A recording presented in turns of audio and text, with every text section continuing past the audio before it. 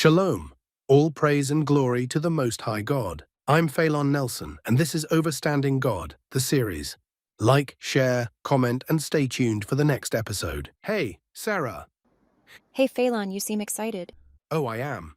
I just talked to God, and he told me the most amazing thing I've ever heard. Really? You just talked to God? Yeah. Well, he talked to me and I listened. Usually I'm doing all the talking and he listens, but today it was different. I hear you.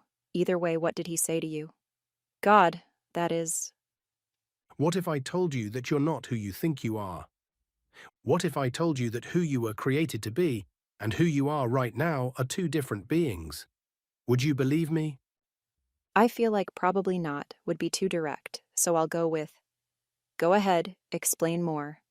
I know it sounds crazy, but let me make it make sense. In the book of Jeremiah chapter 1, God says to Jeremiah, Then the word of the Lord came unto me, saying, Before I formed thee in the belly I knew thee, and before thou camest forth out of the womb I sanctified thee, and I ordained thee a prophet unto the nations. I like how you did that with your voice. Thank you. Okay, so how does that make me not who I think I am? Let me explain. If God says to Jeremiah, Before I formed thee in the belly I knew thee, that means that before God formed us in our mother's womb, he already knew us. Okay, I'm going to need you to land the plane on this one because I don't think I'm following. Okay, if God knew us before we entered into our mother's womb, then what were we when he knew us?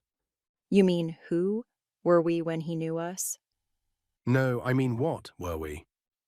Think about it. The Bible tells us in 1 Corinthians 15:39-40, All flesh is not the same flesh, but there is one kind of flesh of men, another flesh of beasts, another of fishes, and another of birds.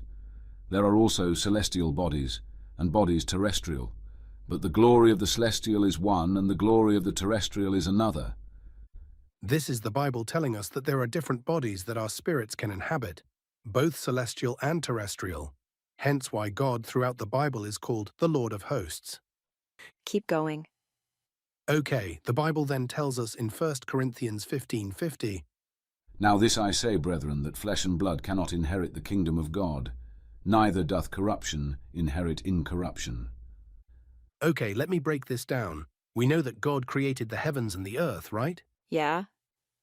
So if flesh and blood, which are the terrestrial bodies we live in now on earth, can't reside in the kingdom of heaven, but God knew us before we entered into our mother's womb, this would mean he had to know us in heaven before we became terrestrial here on earth.